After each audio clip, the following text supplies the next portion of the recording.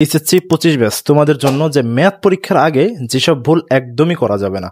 তো তোমাদের আর মাত্র 2-3 দিন পরেই হচ্ছে কি পরীক্ষা? ম্যাথ পরীক্ষা। সায়েন্সের অন্যতম একটা কঠিন সাবজেক্ট ম্যাথ পরীক্ষা।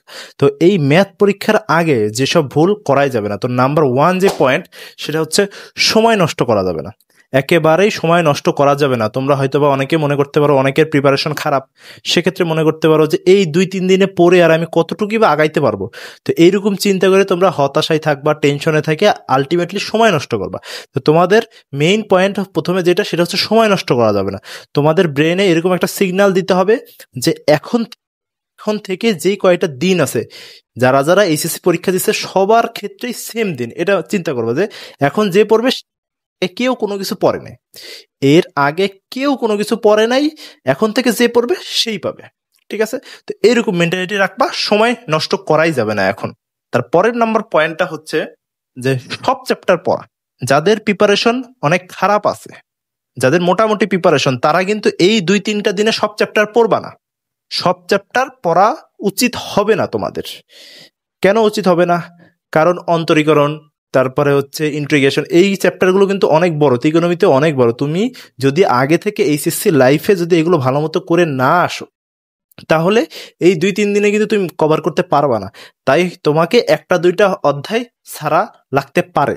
তো সেই মেন্টালিটি রাখতে হবে যে সব চ্যাপ্টার যদি তুমি এইচএসসি লাইফে পড়ো সেক্ষেত্রে তো ভালোই রিভিশন দিতে পারবা, কিন্তু যদি সব চ্যাপ্টার না পড়ো সেক্ষেত্রে এখানে একটা চ্যাপ্টার তুমি বাদ দিবা বা বাদ দেওয়া উচিত।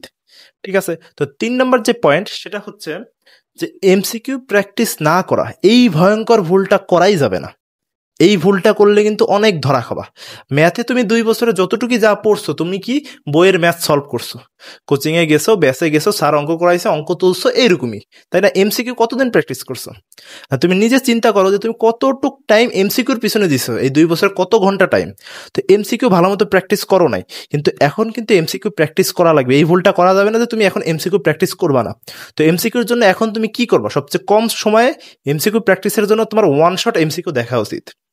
ওয়ান শট এমসিকিউ, আমরাও আমাদের চ্যানেলে ওয়ান শট এমসিকিউ খুব দ্রুতই আপলোড দেবো।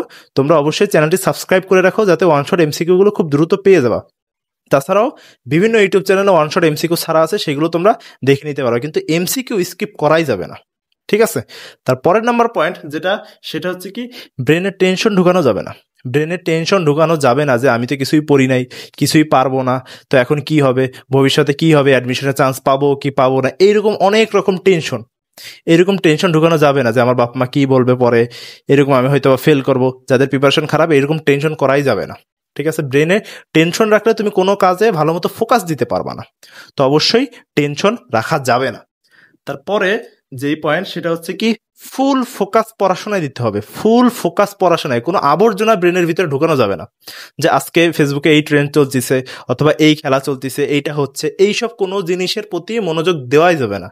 কোনো দুর্যোগ, এখানে এই দুর্যোগ হয়েছে অথবা এইটা ট্রেন্ডিং এ, এইটা ভাইরাল হয়েছে, এইসব কোনো দিকে নজর দেওয়াই যাবে না। এই 2-3টা দিন একেবারে ম্যাথের উপর ফোকাস দিতে হবে, ম্যাথের উপর একেবারে ফোকাস দিতে হবে। তো এই কয়েকটা জিনিস ম্যাথ পরীক্ষার আগে কিন্তু করাই যাবে না। ম্যাথ পরীক্ষার আর 2-3 দিন টাইম আছে, তো তোমরা এইসব জিনিস একেবারে ব্রেনে ঢুকাই নেবা। তোমরা এইচএসসি 25 ব্যাচ এইসব জিনিস একেবারে ব্রেনে ঢুকাই নাও, যেন তোমরা এই ভুলগুলো করবা না। ঠিক আছে? তো সবাই ভালো থাকো এবং এই চ্যানেলটা অবশ্যই সাবস্ক্রাইব করে রাখবা। আসসালামু আলাইকুম।